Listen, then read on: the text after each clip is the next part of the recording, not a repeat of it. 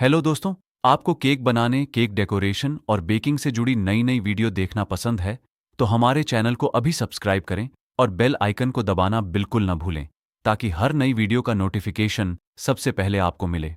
चलिए शुरू करते हैं आज की शानदार वीडियो। सब्सक्राइब ईवी इस्माइल केक।